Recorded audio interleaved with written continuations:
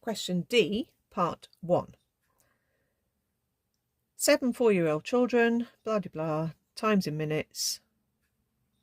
Calculate the mean and standard deviation for these data. Okay, so that's what we have to do. There are a few ways we can do this. The mean is quite straightforward, isn't it? We can add them together and divide by 7, okay? So if we do that, straightforward enough. 7.2, 5.4, 7.4, 4.6, 13.2, 8.4, 7.7. Press equals, divide by 7, 7.7.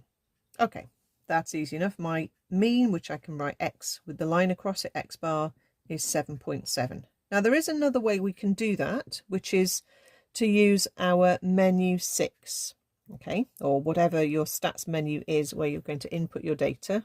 You've got the different model of the calculator. We're going to put our numbers in the one variable setting. I've got the frequency on. It doesn't matter whether the frequency is on or off at this point. So if you only have one column, that's fine. 7.2, 5.4, 7.4, 4.6, 13.2, 8.4, 7.7. Okay, once you've entered all the data, you can go to options.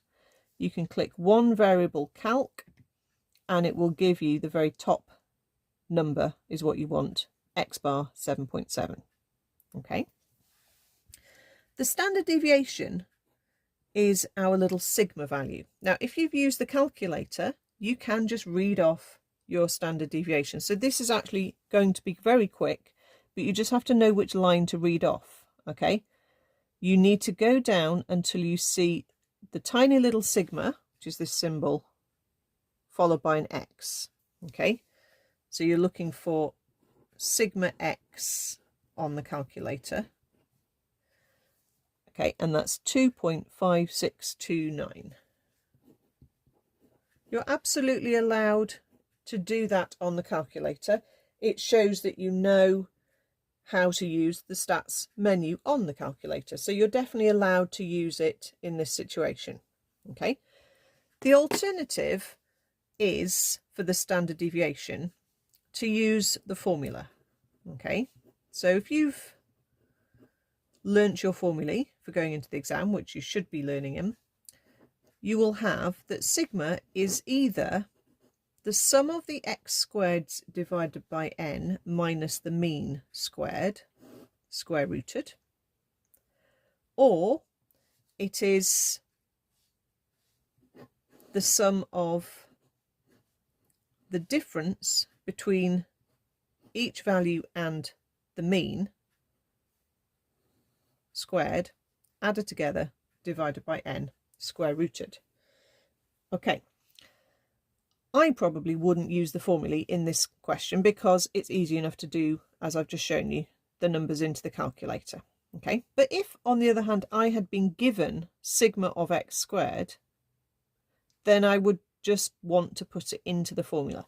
Or I might be given sigma of the difference between x and x bar squared. So if I was given either of those two numbers in the question, I would want to use the formulae because obviously I probably would not know the raw data in that case.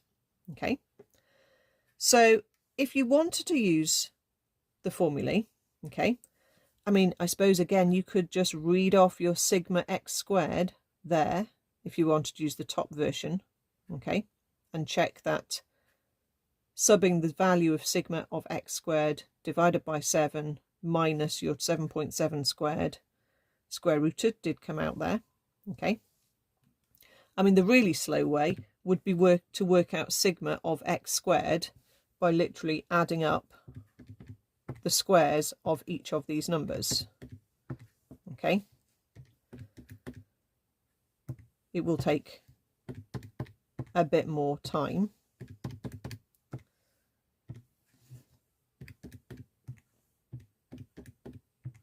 Okay, that's your sigma of x squared. Okay, so if you were going to use that formula, that would be 461.01 over n is 7 minus 7.7 squared. We've already worked out the average. Okay, so if I work out 461.01 divided by 7 minus 7.7 squared, that's my variance, and then when I square root it, I'll get my standard deviation, which was the number the calculator told me anyway. Okay, even more annoying using this one because you have to work out the difference between each number and 7.7, then square each difference, add them all up, divide by 7, etc. So, you know, for 3 marks, you may as well just use the calculator. Okay, but if you were given not the raw data, but the summary statistics instead, then you will have to know these formulae. Okay, part 2 is asking you to compare. Okay, so what we've worked out was the average concentration and the standard deviation of their concentration times for the children who do speak Welsh. And is there any difference for 4-year-olds who don't speak Welsh? Their mean was 6.5, so they're concentrating on average for almost, you know, a whole minute longer, aren't they? Okay, so the ones who can speak Welsh are concentrating on average longer than the ones who don't. Okay, so the students who speak Welsh, or students, they're only 4-year-olds, the students who speak Welsh are concentrating on average for longer than the students who don't speak Welsh. Okay, the standard deviation is bigger for the ones who don't speak Welsh, so that means their times are more varied. Okay, you're going to have a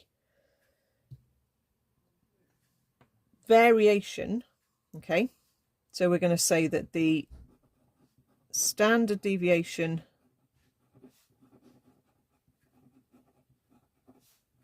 for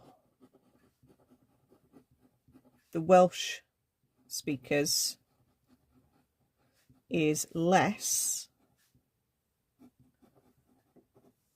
than the non-Welsh speakers.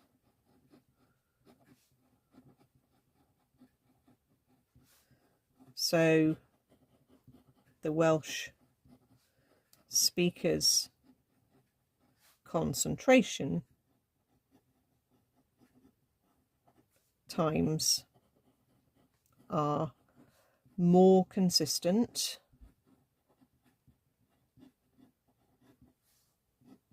or not as varied